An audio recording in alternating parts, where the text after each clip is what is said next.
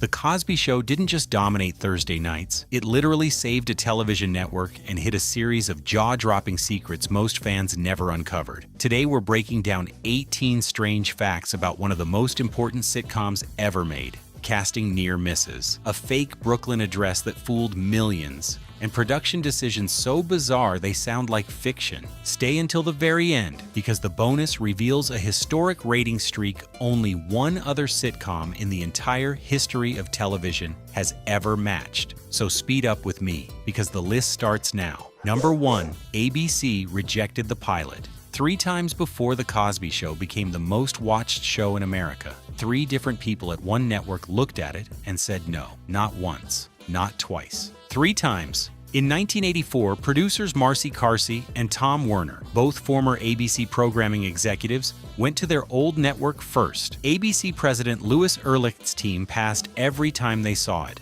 The reasons were specific. A wealthy black family with 2 professional parents would feel unrealistic. Stand-up comedians couldn't anchor scripted sitcoms, and the sitcom genre itself was dying. Every one of those assumptions was wrong. The pitch went to NBC, where Brandon Tartikoff had watched Cosby riff about family life on The Tonight Show and believed he could carry a weekly series. Tartikoff picked it up. The show debuted September 20th, 1984, and by season 2, it was the #1 show in America, exactly the hit ABC insisted could never exist. The executives who passed are the cautionary tale. Number 2. The pilot came straight from a stand-up film. The original Cosby Show pilot wasn't fresh storytelling. It was a direct adaptation of material audiences had already laughed at. Bill Cosby's 1983 concert film, Bill Cosby Himself, captured over an hour of stand-up about marriage, parenting, and raising kids. Tartikoff had caught versions of the same material on The Tonight Show and walked away convinced it could be scripted comedy. When Carsey and Werner developed the pilot, that's exactly what they did. Homework battles, picky eaters,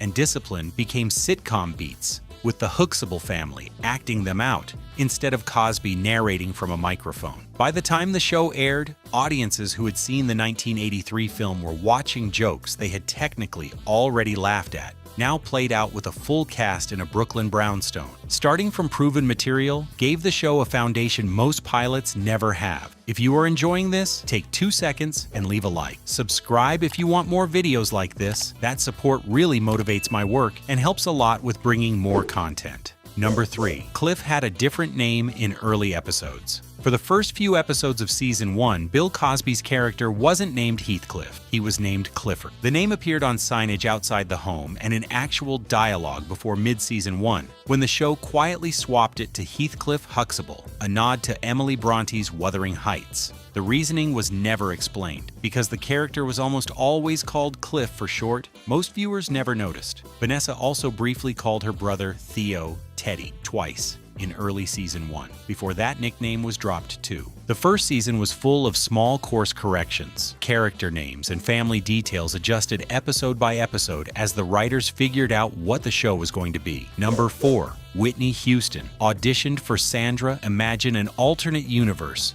where Whitney Houston spent 8 years on a family sitcom instead of releasing some of the most successful albums in music history. That universe almost happened. When the show added a 5th Huxtable child after the pilot, the casting team brought in Whitney Houston as a top contender for Sandra, the oldest daughter, a Princeton pre-law student. Houston was in her early 20s, already signed to Arista Records under Clive Davis. She chose not to commit to the full NBC schedule because she had decided music was her main career. Her debut album dropped February 14, 1985, months after the show premiered, and became the best-selling debut by a solo artist in history at the time. If she'd signed that contract, she'd have been locked into the show through 1992. The Sandra role went to Sabrina LeBeouf. 2 iconic careers, 1 decision. Number 5. Sandra wasn't in the original pilot. The character audiences came to know as the responsible oldest Huxtable sibling didn't exist when the show began. The original pilot had only 4 children: Denise,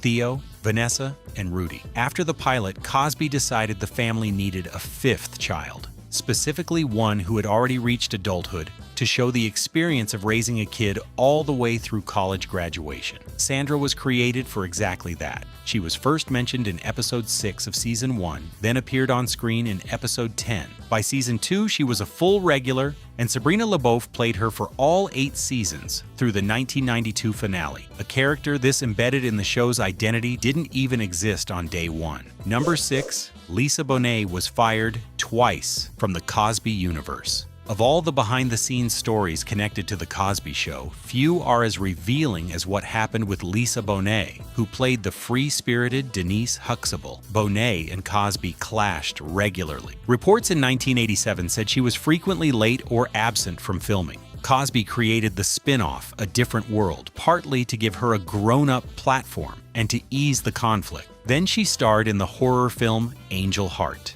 which included a graphic sex scene that shocked audiences and Cosby himself. She also posed for interview in Rolling Stone to promote the film, which Cosby felt could harm the show's younger audience. When she became pregnant with Lenny Kravitz's daughter Zoe in early 1988, Cosby fired her from the spin-off. A pregnant college freshman didn't fit their vision. He then brought her back to the main show for season 5, disguising her pregnancy with oversized jackets, while her character was conveniently sent to Zimbabwe. The tensions never resolved. She was fired again at the end of season 7. Bonet has since said she always felt a sinister shadow energy around Cosby on set, even before his public allegations emerged. Her story is the starkest example of the control Cosby exercised over his creative world. Number 7. The show literally saved NBC from collapse. What The Cosby Show did for NBC goes far beyond the definition of a hit. It was a rescue operation. When the show premiered in 1984,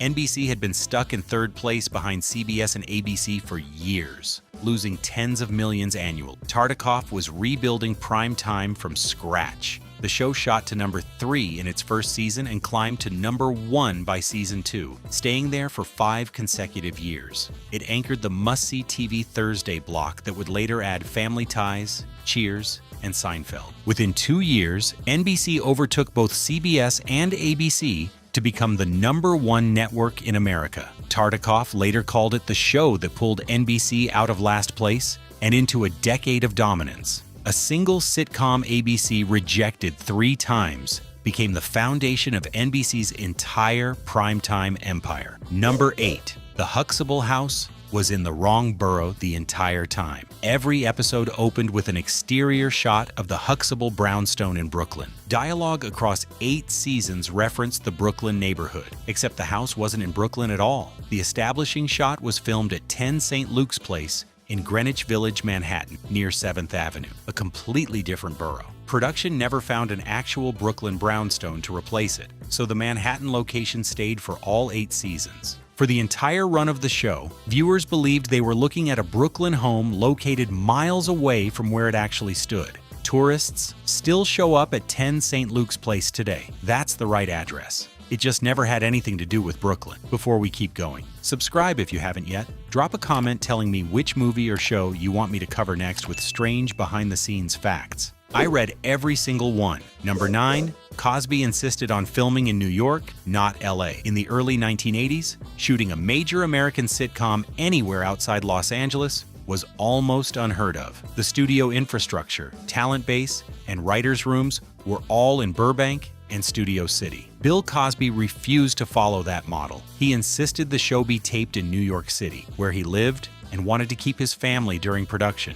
The show set up at Kaufman Astoria Studios in Queens, with additional work at NBC Studios in Brooklyn. It was logistically harder, more expensive per episode, and required cast and writers to relocate east. Cosby's contract gave him the leverage to hold that line. The show shot in New York for all 8 seasons, making it one of the few major primetime sitcoms of the era to maintain an East Coast production base from start to finish. Number 10. Claire won the role because she spoke Spanish. The Claire Huxtable audiences came to love, composed, commanding corporate lawyer, wasn't the original concept. The show's developers had planned for Claire to be Dominican, with a comedic device modeled on I Love Lucy. She would launch into furious Spanish tirades whenever Cliff frustrated her, the way Ricky Ricardo switched into Cuban Spanish on Lucy. Writers needed an actress who could deliver those outbursts convincingly. Felicia Rashad walked into the audition with fluent Spanish from her own academic background, and that ability was a key part of what locked her into the role. The Dominican angle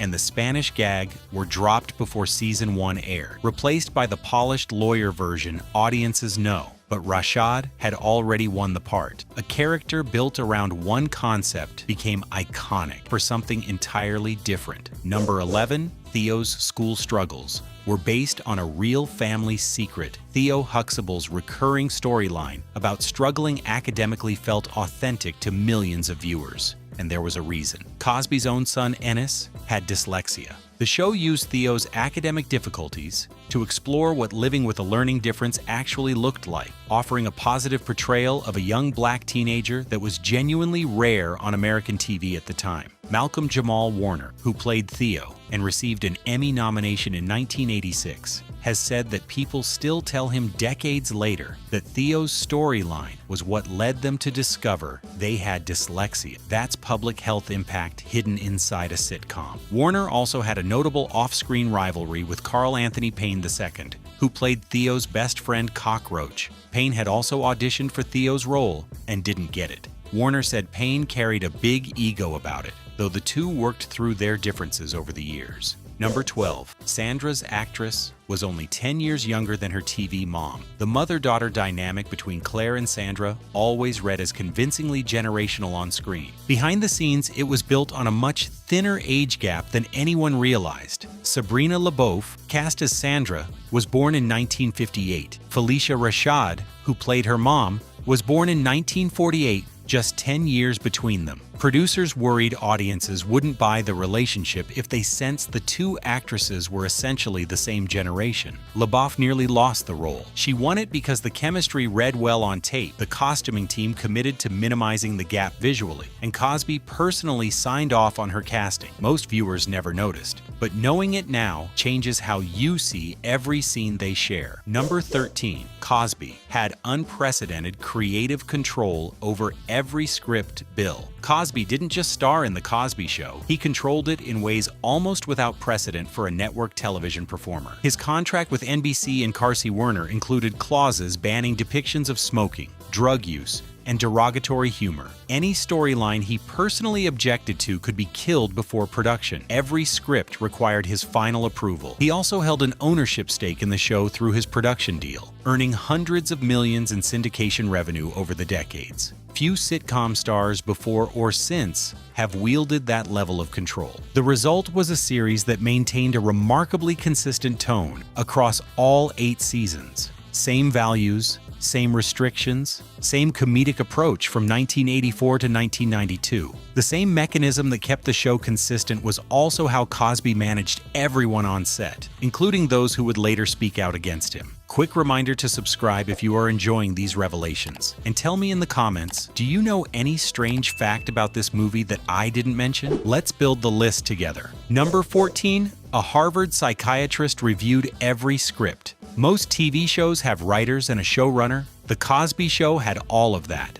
plus a Harvard Medical School psychiatrist reading every script before it went into production. Dr. Alvin F. Poussin was known nationally for his research on the effects of racism on Black Americans. Cosby brought him on as production consultant with specific authority over how parenting, education, mental health, and identity were depicted on screen. Poussin's job was to ensure the show presented a positive, healthy, realistic image of Black families to a national audience at a time when that representation carried enormous weight. He worked on every season and also consulted on A Different World. He passed away in February 2025 at age 90. His influence on the show is one of the most important contributions that never appears in the credits. Number 15, the theme song had 7 different versions. Most sitcoms run the same opening sequence for years. The Cosby Show changed its theme song arrangement every single season, 7 different versions across 8 seasons. The theme, a jazz piece called Kiss Me, was composed by musician Stu Gardner and Cosby himself, who had been musical collaborators for years before the show. Each new arrangement came with fresh choreography performed by the full cast. Cosby danced with the family in every version,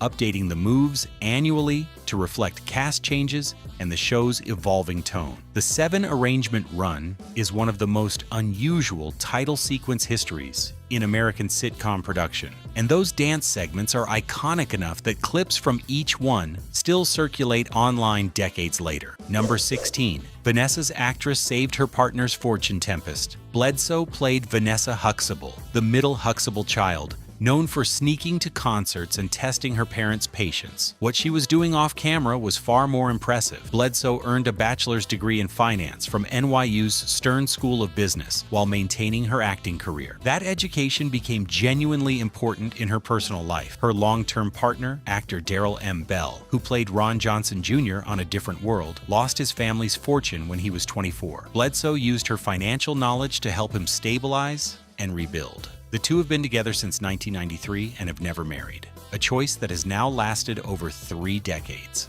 The finance degree doesn't come up in conversations about the show, but it says a great deal about who Bledsoe actually is outside of the character she played. Number 17, the youngest cast member was an Emmy nominee at age 6, Kesha Knight. Pulliam began playing Rudy Huxtable when she was just 4 years old. Before joining the show, she had already been acting in commercials since 9 months of age and had a recurring role on Sesame Street. Her talent was recognized almost immediately. She received a Primetime Emmy nomination at age 6, making her the youngest performer nominated at that time. As she grew older, the show introduced Olivia Kendall, played by Raven Simonet, to fill the younger child role. After the show ended, Pulliam stepped away to attend Spelman College in Atlanta, majoring in sociology, before returning to acting and winning an NAACP Image Award for Tyler Perry's House of Pain. She publicly supported Cosby during his legal troubles, attending his 2017 trial and saying she could only speak to her own experience with him, which had always been positive, while accepting the jury's decision as final. Almost at the end,